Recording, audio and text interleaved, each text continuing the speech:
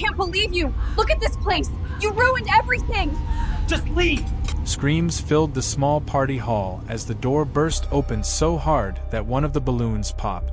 Emily froze where she stood, wearing her bright white bride TOB sash, her hands still holding the cake knife she had been using to cut a slice for her maid of honor.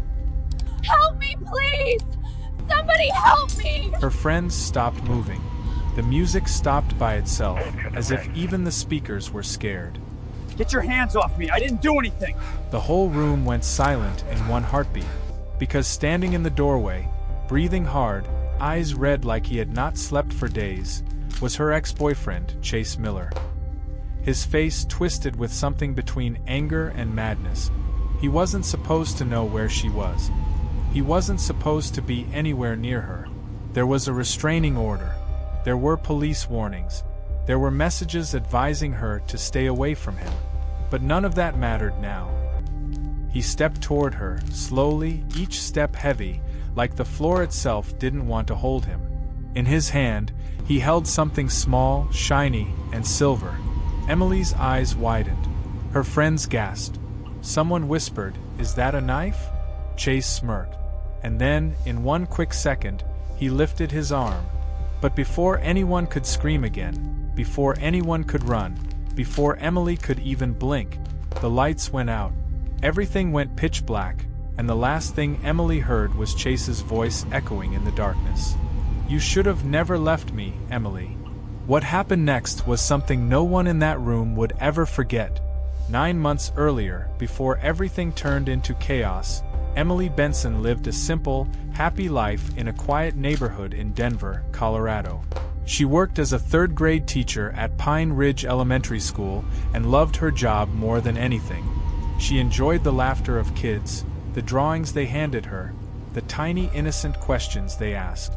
Her life was peaceful, predictable, and safe. And then she met Chase. It happened at a hardware store.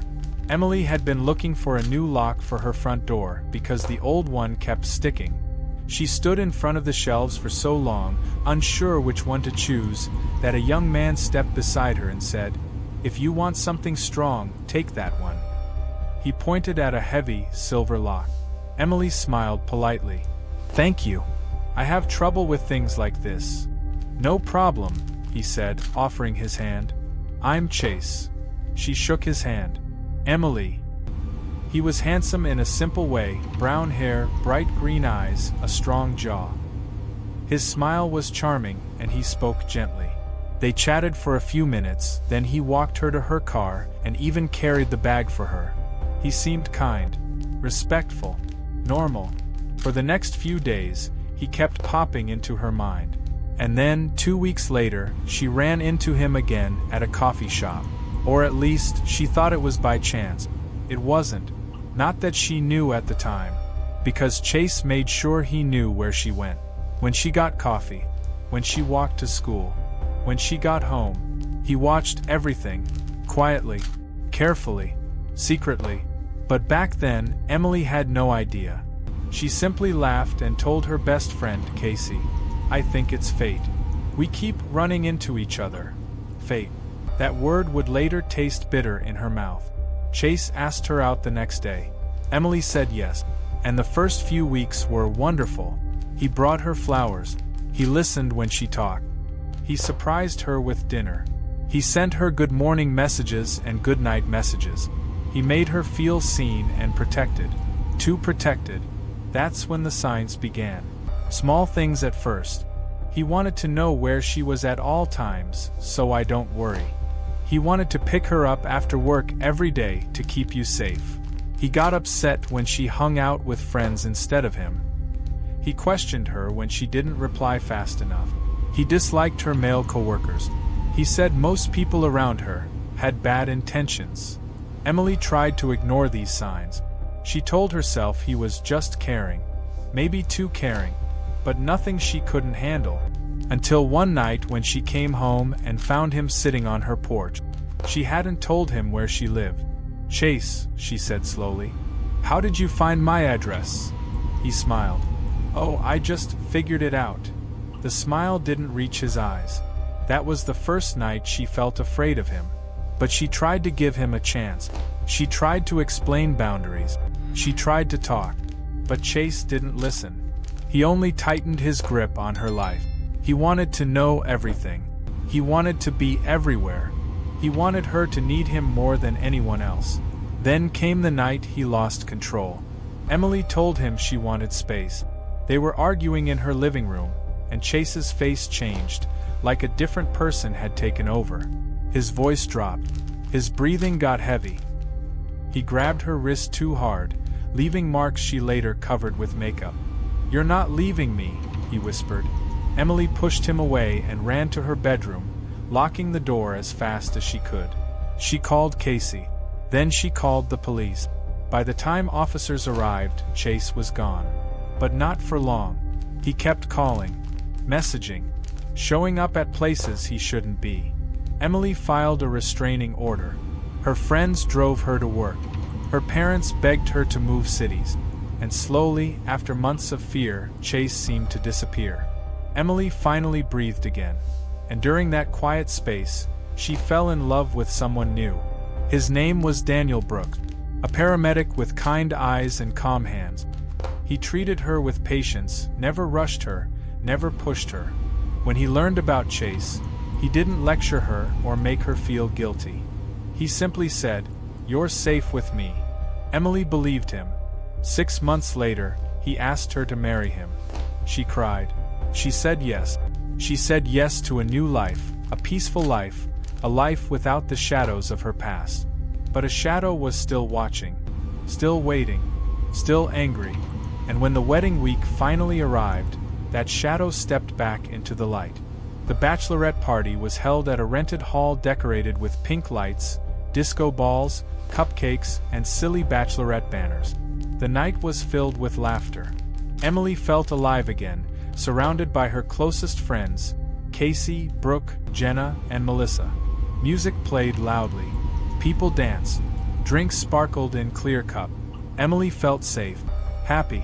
But evil moves quietly before it strikes. Outside the building, Chase sat in his car with the engine off. He watched through his windshield as people arrived. He watched as Emily stepped out in her white sash, laughing with her friends. He had been watching her for weeks without her noticing.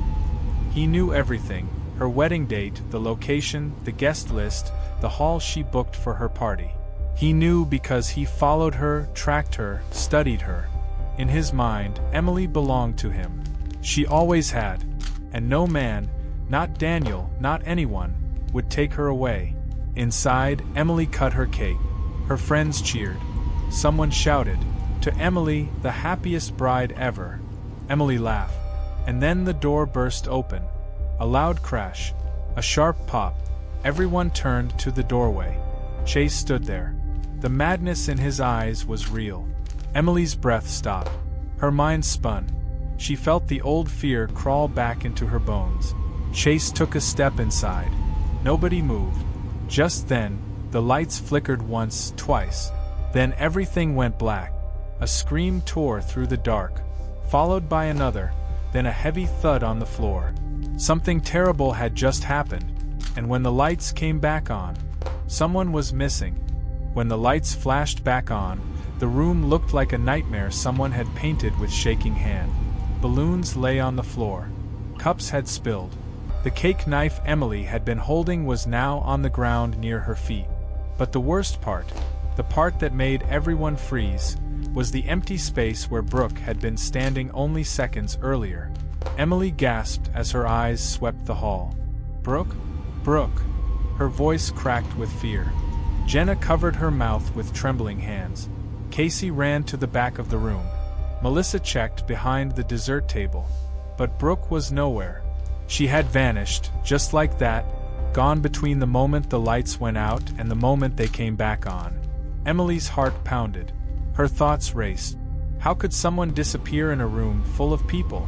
How could anyone take someone without being seen?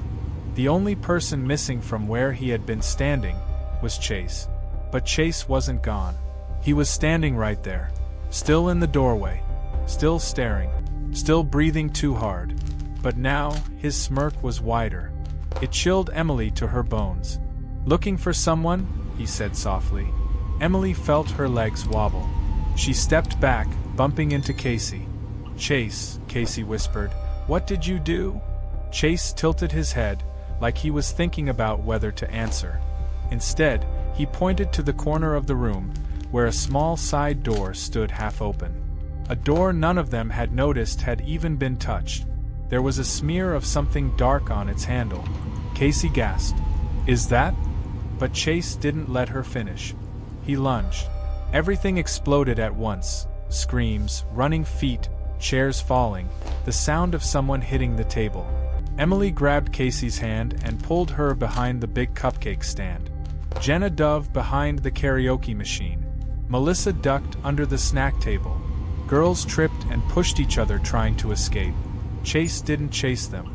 Not yet. He just laughed, a strange, broken laugh. Come on, Emily, he shouted. We're not done. We never were. Emily's breath shook. She pressed herself against the wall, doing everything she could to stay hidden. Her hands were ice cold. Her heart felt like it wanted to break out of her chest and run away without her. Casey whispered, We need to call the police. I left my phone on the table, Emily whispered back. I have mine. Casey reached into her dress pocket, but then her face fell. No signal. Emily froze. What? I don't know why. It says, no service. Emily reached out and grabbed her phone from the floor near the cupcake table. She checked it. No signal. Jenna, crouched nearby, held up her phone too. Mine's dead, she whispered. Melissa checked hers. No signal either. Emily's stomach sank. Chase must have done something. He planned this. He planned everything. Suddenly Chase's boots thudded against the wooden floor as he walked deeper into the room. I thought you'd be happier to see me, he said. After all, you still haven't told your little friends the truth about us. Emily held her breath. Her eyes widened. What truth? What was he talking about? Casey whispered, Don't listen to him. He's messing with you. But Chase wasn't messing around. His voice turned sharp, angry. Tell them, Emily. Tell them what you told me the last night we were together. Tell them what you said before you called the cops on me. Emily felt confusion and fear twist together inside her. I don't know what he means, she whispered. But Casey saw something in Emily's eyes. Something she had never seen before, guilt. Chase kicked over a chair. It clattered loudly. Everyone jumped. Or maybe, he said darkly, I should show them myself. Emily squeezed her eyes shut for a second. The memory he was talking about flashed in her mind, quick and painful like lightning. That night, that mistake, that thing she had never told anyone, not even Daniel. But she shoved the memory away. This wasn't the time. There was danger everywhere. She needed to focus on surviving. She needed her friends to survive. Then Melissa screamed. Everyone turned. She wasn't screaming because Chase grabbed her. She wasn't screaming because something happened to her. She was screaming because the side door, the small, half-open door with the dark smear, started moving. Slowly, as if someone on the other side was trying to push it open, or as if someone was trying to push their way out. Casey whispered, Oh my God, is that Brooke? Emily felt her knees weaken. A faint knock came from behind the door. 3 soft knocks. Then silence. Emily wanted to run. She wanted to scream. She wanted to go to the door. Everything inside her tugged in different directions. Chase laughed from across the room. Oh, don't worry, he said. She's alive for now. Jenna started crying. Why are you doing this? What do you want? Chase pointed at Emily again, his voice turning cold. Her. Emily's breath caught. That's all I ever wanted, he said. But she chose someone else. She lied to me, used me, hurt me, and now she wants to marry that paramedic clown. He shook his head slowly. No, she doesn't get to leave me like that. Emily felt tears blur her vision. Chase, please stop. You're scaring everyone. Good, he snapped. Maybe now you'll finally listen. He took 2 steps toward her hiding spot. Emily grabbed Casey's arm. "Run," she mouthed. But Casey shook her head. "I'm not leaving you." Before Emily could argue, Chase kicked the cupcake stand. It toppled over, crashing loudly, cupcakes hitting the floor in a mess of frosting and sprinkles. Casey screamed and grabbed Emily's hand. They ran toward the back exit, but when they reached the door, it was locked. From the outside, Casey pulled it. Emily pulled it. Jenna tried to. Nothing. Chase shouted from across the room. "Looking for a way out? I already thought of that." Emily slammed her fist on the door. She felt trapped, like a mouse in a cage. Suddenly, a loud crash echoed behind them. Melissa had thrown a metal chair at the big window on the left side of the hall. The glass didn't break. Safety glass. Shatterproof. Chase clapped slowly. "Good try, though." Emily turned and saw his face. Anger. Madness.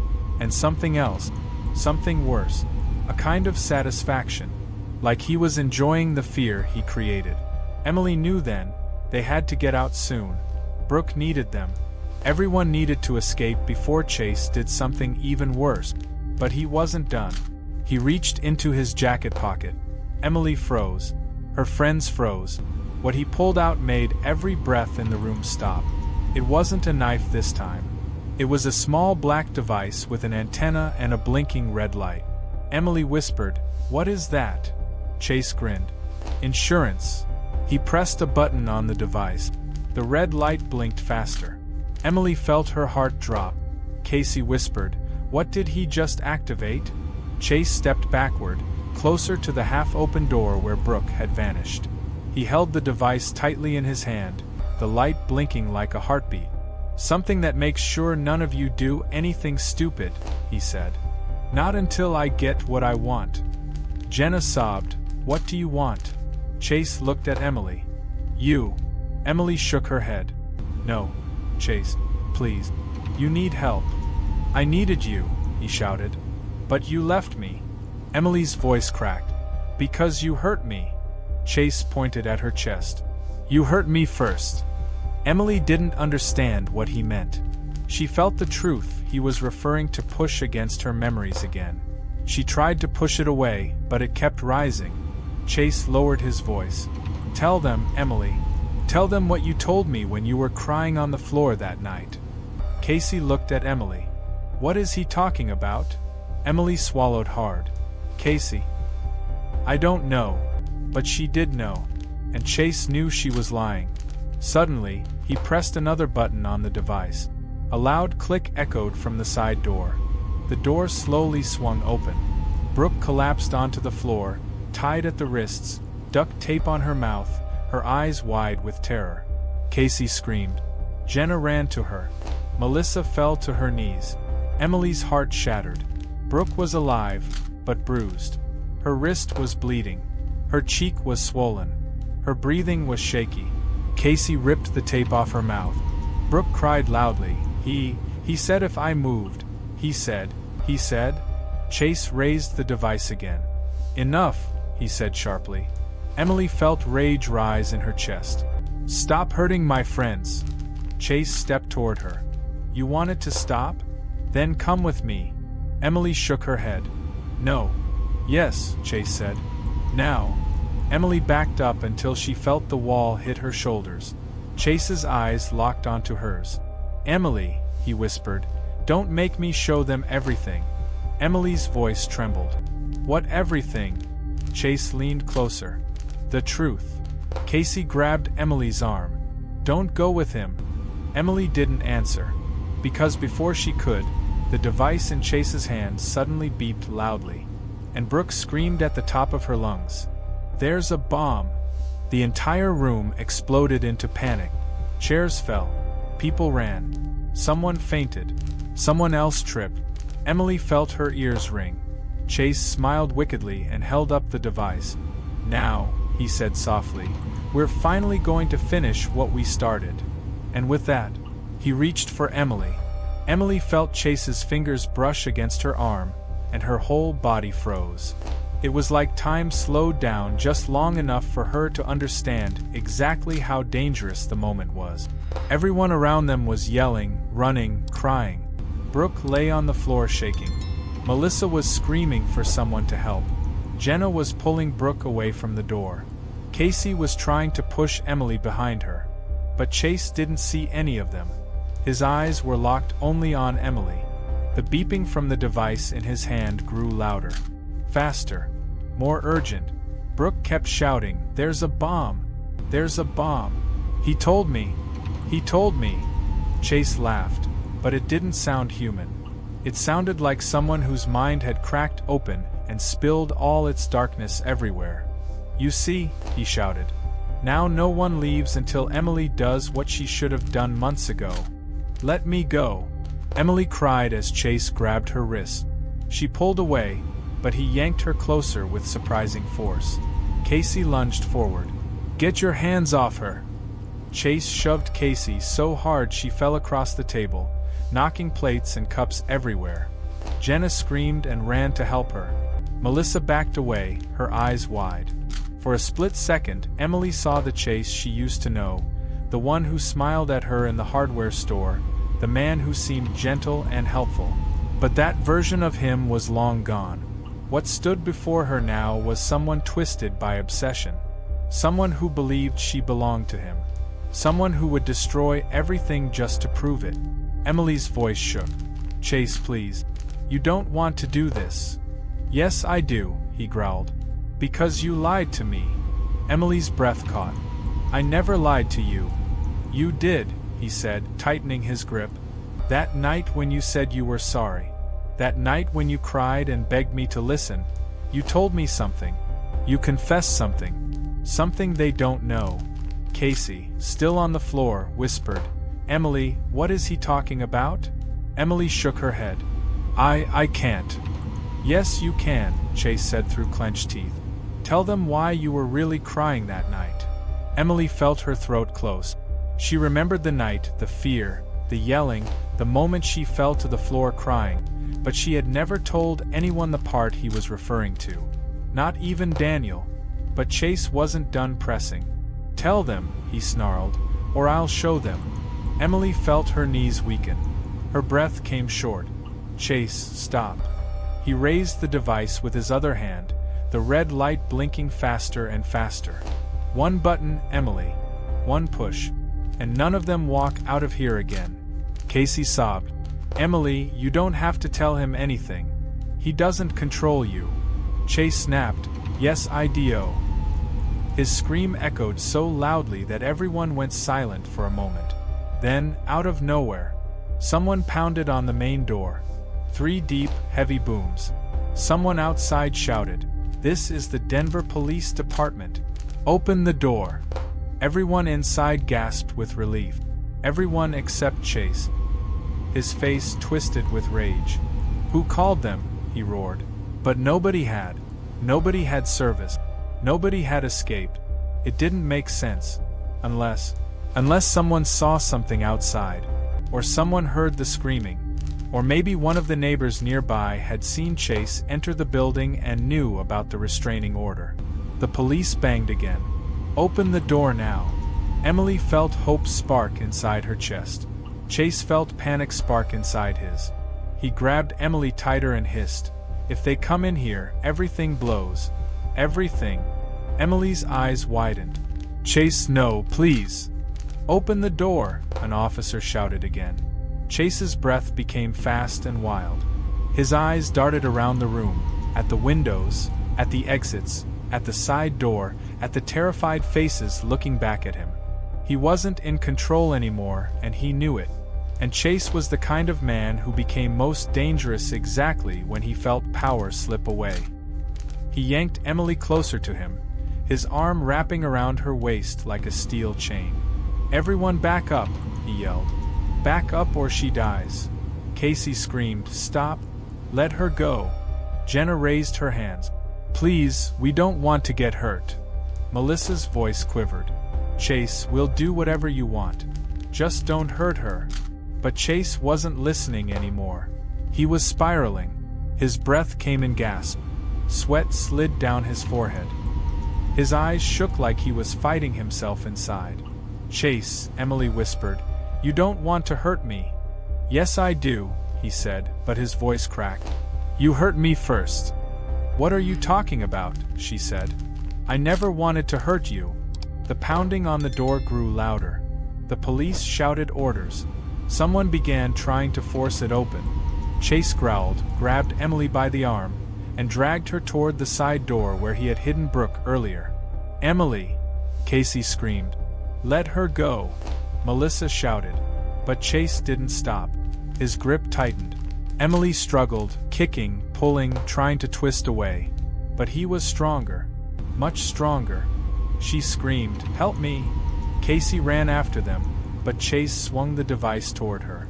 One more step and you all go up, he shouted. Casey stopped instantly. Emily looked back at her friends, tears spilling down her cheeks.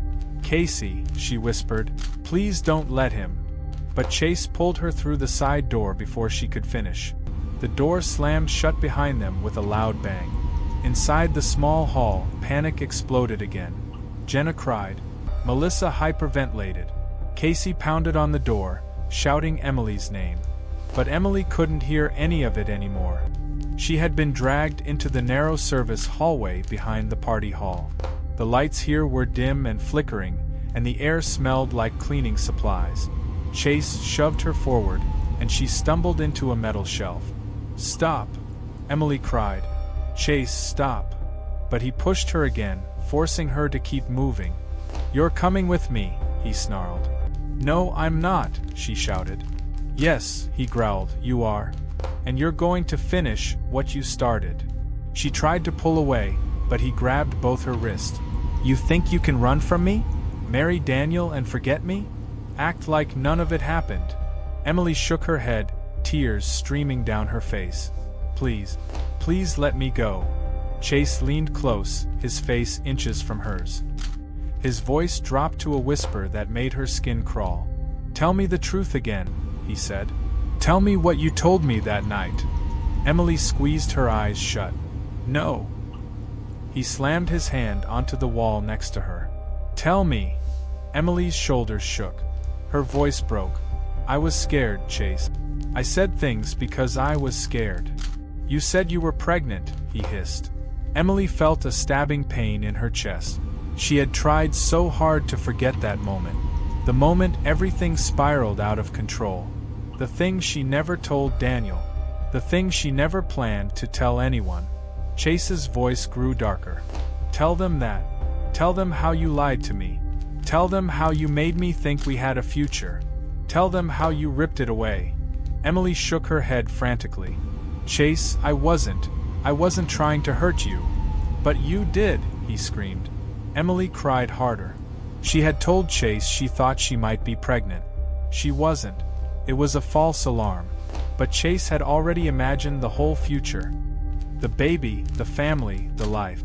When she told him it was a mistake, something inside him snapped, and he never came back from it. Chase grabbed her shoulders so hard it hurt. You lied to me. You made me lose everything.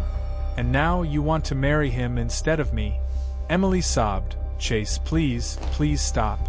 He raised the device again. If I can't have the life we should have had. And no one gets a life tonight.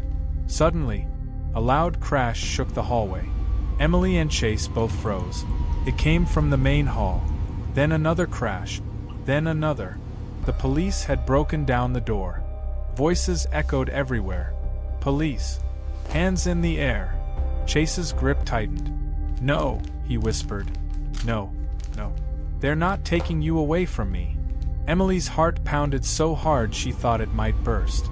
Chase, please, we can talk, we can figure this out. But Chase grabbed her wrist and pulled her toward the back exit door at the end of the hallway. He fumbled with the lock, cursing under his breath. The police shouted orders again, closer this time. Closer. Closer. Chase got the door open. He dragged Emily outside into the cold night air. The wind hit her face, carrying the smell of rain.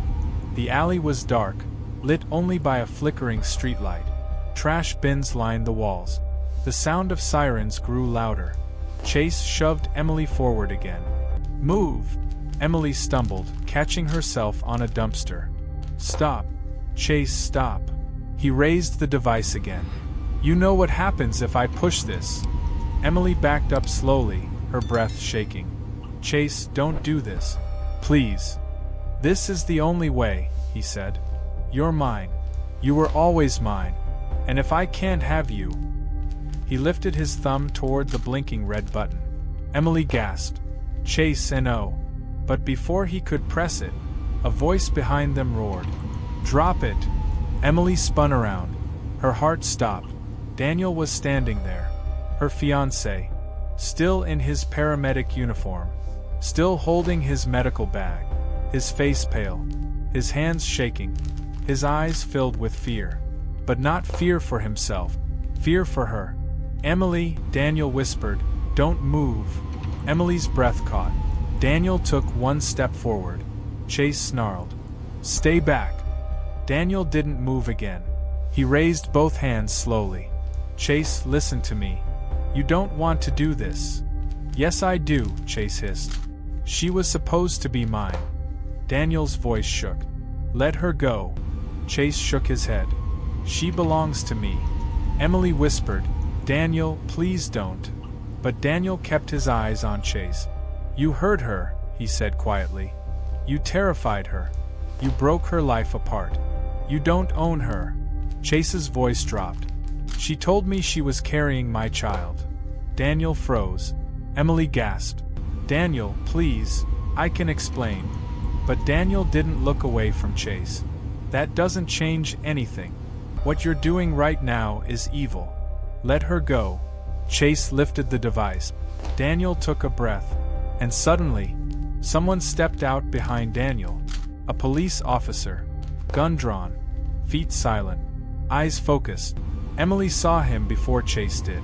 Her heart stopped. Everything froze. The officer whispered, take the shot. Another whispered back, wait, he's too close to the detonator. Emily's voice croaked, Daniel, don't move. Chase saw the officer. His eyes widened. He clutched the device tighter. No, he screamed. No, you won't take her from me. And then, Chase grabbed Emily by the hair, ripped her backward, dragged her toward the dark end of the alley. Emily screamed. Daniel lunged forward. Emily! The officer shouted. Stop or I shoot. Chase didn't stop. He pulled Emily into the darkness, and the device in his hand began to beep faster than ever before. The moment the basement light flicked on, Emily froze. Her chest tightened, and her breath stopped halfway in her throat. Standing at the top of the basement stairs was Nathan, her crazy ex, holding a rope in one hand and something small and shiny in the other.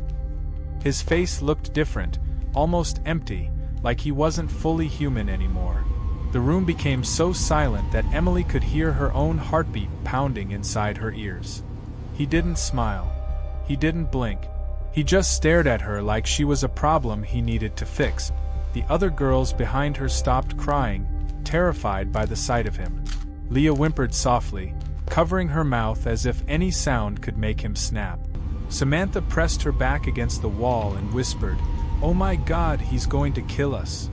Nathan walked down one step, then another. Slow, heavy, deliberate. Each step landed with a thud that felt like a countdown. Emily's knees felt weak, and she forced herself not to cry.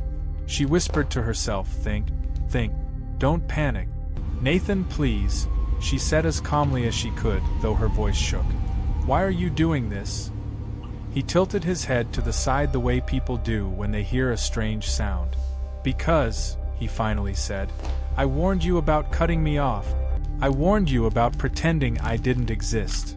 Emily swallowed hard. I didn't pretend you didn't exist. I ended a relationship that wasn't healthy. That's all. His jaw twitched. That's what you think. But I know what really happened. They turned you against me. He pointed the rope at her friends. They poisoned you. Samantha shook her head fast, crying. What are you talking about? We didn't do anything. Nathan ignored her. He came down the last step and set the rope on a table beside a stack of old paint cans. Then he held up the shiny object in his other hand. It was a thumb drive. "You know what this is?" he asked. Emily stared at it. "No." Nathan's eyes flickered with a strange excitement. "This is how I'm going to prove the truth." Emily didn't understand what he meant, but she feared the answer. Nathan tucked the drive into his pocket and reached behind him. When his hand came back into view, he was holding a small metal baton. A collapsible police baton. The kind that snaps open with one flick of the wrist. Emily's stomach dropped. "Please," Emily whispered. "You don't have to do this."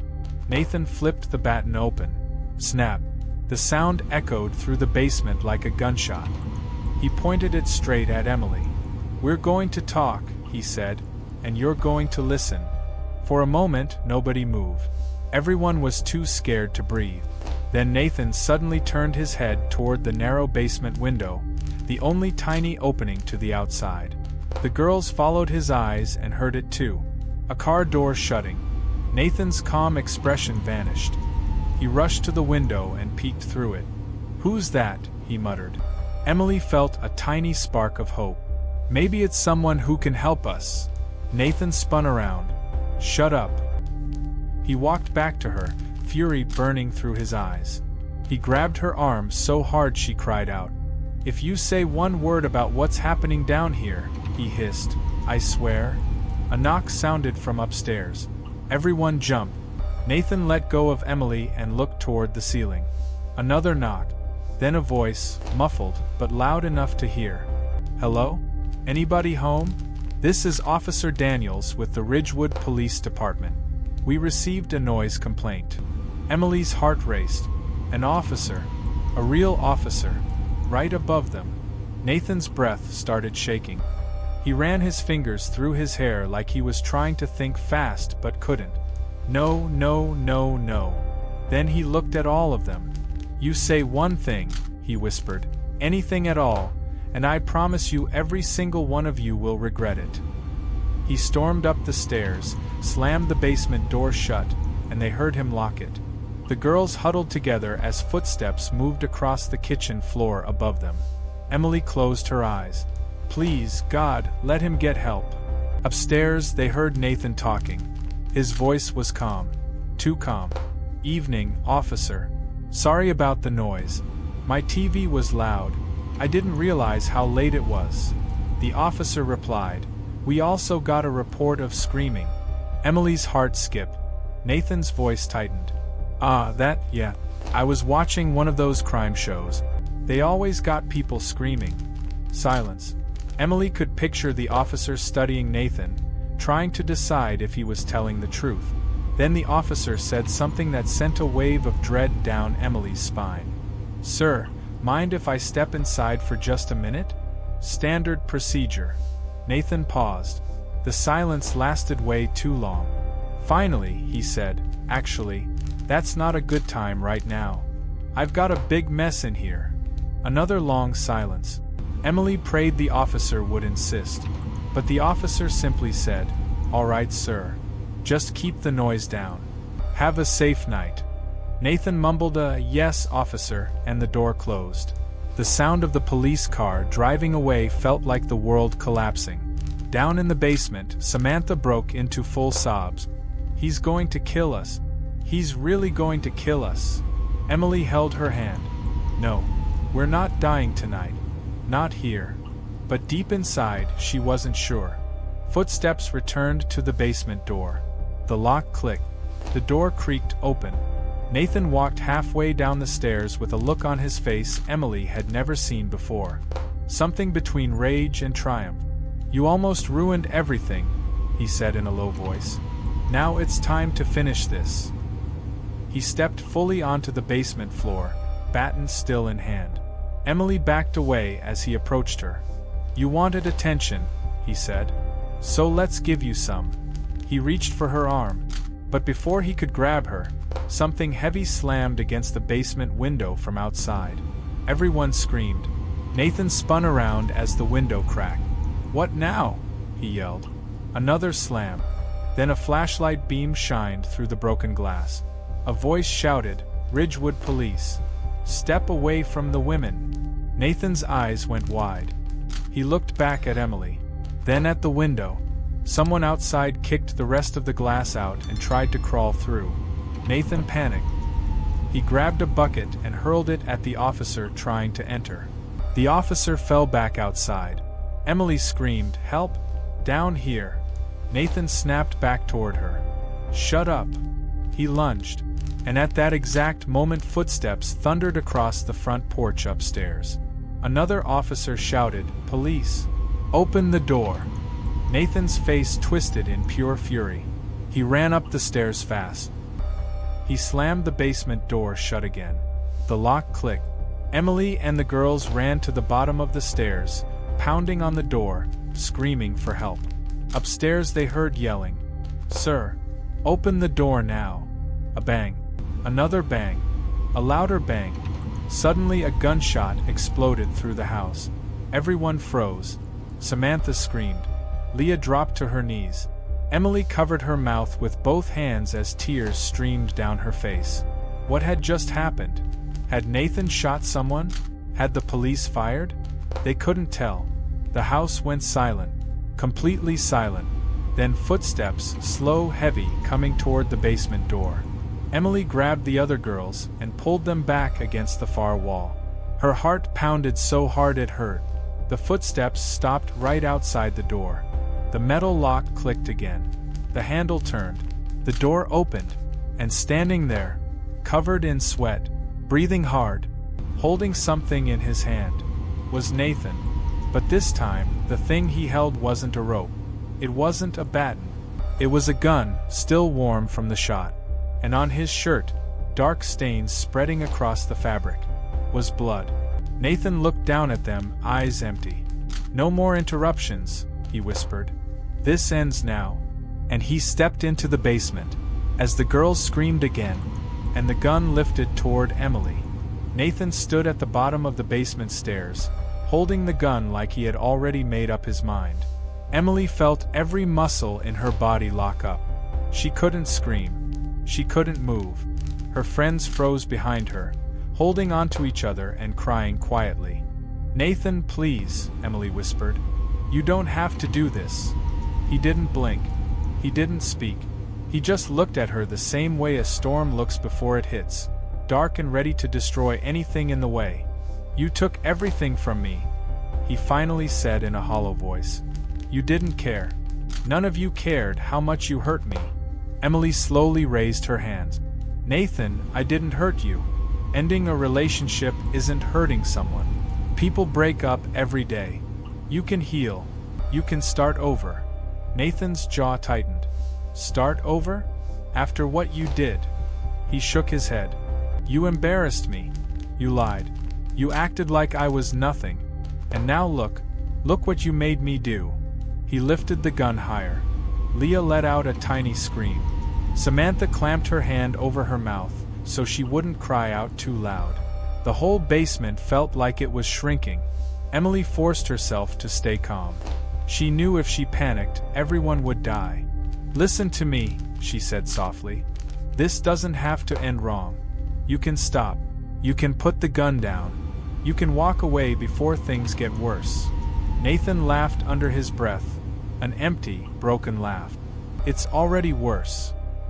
He stepped forward, gun aimed directly at Emily's chest. Emily thought of her fiancé, Ryan. She thought of her mom. She thought of her brother. She thought of her future wedding that might never happen. Then something deep inside her snapped. "No," she said firmly. Nathan's eyes narrowed. "What?" "No," Emily said louder. "You don't get to blame me for your choices. You did this. Not me. Not them. You." "Nobody talks to me like that," Nathan growled, stepping even closer. Emily felt her heart pounding, but she refused to step back. "You want the truth?" she said. "You were controlling. You scared me. You made me feel small. That's why I left. Not because of my friends, not because I hated you, but because I was tired of being afraid." Nathan's face twitched. His hand tightened around the gun. For a second, Emily thought he was going to pull the trigger. But before he could react, Samantha suddenly shouted. "Look!" Nathan spun around, and in that split second, Leah grabbed a metal ladder from the corner of the basement and swung it with all her strength. Bang! The gun fired, but the bullet slammed into the wall instead of Emily. The ladder crashed into Nathan's arm. He screamed in pain and stumbled backward, dropping the gun. It skidded across the floor. "Run!" Emily shouted. Chaos erupted. The girls shoved past each other as Nathan scrambled to get back up. Emily grabbed the gun before he could reach it. Her hands shook violently. She had never even touched a gun before. Nathan lunged at her. Emily backed away fast. "Stay back!" Nathan rushed toward her, grabbing the edge of the table to pull himself forward. "I'm not letting you leave," he screamed. Emily stepped back again, her hands still shaking as she pointed the gun. "Nathan, stop. Please." He didn't stop. He charged at her. Emily closed her eyes and fired. Bang! Nathan fell. The whole room went silent. Emily opened her eyes slowly. Nathan was lying on the floor, clutching his shoulder. Blood soaked through his shirt. He groaned in pain. You shot me," he whispered, staring at her in disbelief. Emily dropped the gun like it burned her. "I didn't want to. You made me." Nathan tried to crawl toward her. "You ruined my life." But he didn't get far. He collapsed again, too weak to move. Emily grabbed Leah and Samantha. "We need to get out now." They ran to the stairs and pushed the basement door. It was still locked tight. Samantha screamed, "It won't open." Emily looked down at Nathan. He was barely conscious, but the keys were clipped to his belt. She took a deep breath. "Cover me." She ran back toward him, grabbed the keys, and rushed back to the door. Her hands shook as she tried key after key. Click. The door unlocked. They burst into the kitchen just as flashing blue and red lights exploded through the front windows. "Help!" Emily screamed.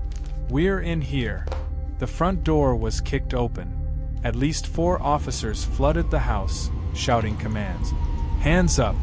Are you injured? Where is the suspect?" Emily cried. "He's in the basement. He has a gun. He shot at us." Officers sprinted downstairs. Emily collapsed onto the floor, shaking uncontrollably. She had survived. Her friends had survived. But her mind felt shattered. Police guided the girls outside. Ambulances waited with bright lights. Neighbors stood on sidewalks, shocked. The once quiet street was filled with officers, radios crackling, and paramedics running. Emily wrapped herself in a blanket someone offered. Samantha was sobbing loudly. Leah stared blankly at nothing, too traumatized to speak. A female officer knelt in front of Emily. "You're safe now, honey. You're safe. Can you tell me what happened?" Emily tried to speak, but the words caught in her throat. Everything felt too big, too heavy. The officer put a gentle hand on her shoulder. "It's okay.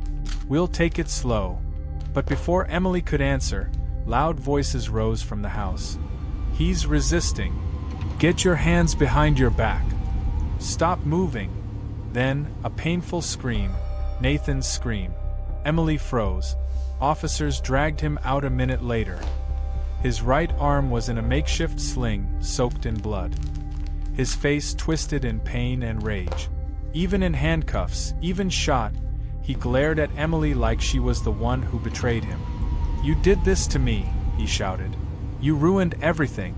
You!" Emily flinched as officers shoved him toward an ambulance. He kept yelling, spitting anger into the night. "This isn't over. You hear me? This isn't over." An officer pressed him against the ambulance. "That's enough." Nathan tried to lunge, but he couldn't. He was too injured, too weak. Officers held him down firmly until paramedics took over. Emily turned her face away. She didn't want to see him anymore. She didn't want his voice in her head. But she knew she would remember that scream forever. Hours later, Emily sat in a police station with her friends, giving statements. They were exhausted, trembling, wrapped in blankets. Coffee cups sat untouched on the table. A detective named Detective Harris sat across from them. She was calm, patient, and gentle. You girls were incredibly brave, she told them. You did everything you could to survive. What happened to you was horrific. Emily nodded slowly, though her eyes were unfocused. Emily, the detective said softly, I need to ask you something hard. Did Nathan ever threaten you before tonight? Emily stared at the table. Yes, many times. I just didn't think he meant it. The detective looked sad. People like him rarely stop. You did the right thing leaving him. You did the right thing fighting back. Emily swallowed hard. Is he going to? She hesitated, then whispered, Is he going to die? No, the detective said. Your shot hit soft tissue. He'll recover, and he will face serious charges. He will not be able to come near you again. Emily felt both relief and a strange fear, because even knowing he would be locked away, she didn't feel completely safe. Trauma had a way of sticking to the heart, but Detective Harris wasn't done. There's something else, she said. When officers searched his house, they found something disturbing. Emily's stomach tightened. What? She whispered. The detective slid a clear plastic evidence bag onto the table. Inside was a thick notebook filled with pages of angry handwriting and pictures of Emily printed from social media, circled and marked with note. Stalking notes, plans, map, date. Emily covered her mouth and shook her head as tears rolled down her face. He was watching me, she whispered. He'd been watching me for months. Detective Harris nodded slowly. You were his obsession, but now we can stop him. Emily broke down crying. Samantha and Leah hugged her from both sides. It's over, Leah whispered. He can't hurt us anymore. Emily cried even harder. I just wanted my bachelorette party. I just wanted one perfect night. Nathan was charged with her attempted kidnapping, aggravated assault, her unlawful imprisonment, her attempted murder, her stalking, a breaking and entering, and multiple weapons charges. His bail was denied. He would not be leaving jail anytime soon. The story of the Bachelorette basement nightmare spread through Ridgewood, then the entire state. People were outraged. News stations covered every detail. Reporters camped outside Emily's home for days. But through it all, Emily stayed quiet. She attended therapy. She leaned on her fiancé. She tried to rebuild her sense of safety. One afternoon, weeks later, Emily visited the basement of her family home with her mom. They looked at the patched bullet hole in the wall, the spot where the gun had fallen, the place where her life had almost ended. Her mom asked softly, Do you want to paint this room? Fix it up. Emily shook her head. No, she whispered. I want to remember what I survived. She touched the wall gently. And I want other girls to know they should leave the first time someone scares them, not the last. Months passed. Emily got married in a small, beautiful ceremony. Her friends stood at her side, healthy and recovering. They danced. They laughed. They cried happy tears. She was safe. She was alive. She was stronger than she had ever been. And Nathan? He was still behind bars, facing years of prison time. Emily no longer feared him, because she had finally learned something powerful. Sometimes the evil that storms into your life doesn't win. Sometimes the victim fights back. Sometimes the storm breaks, and the survivor rises. Emily did.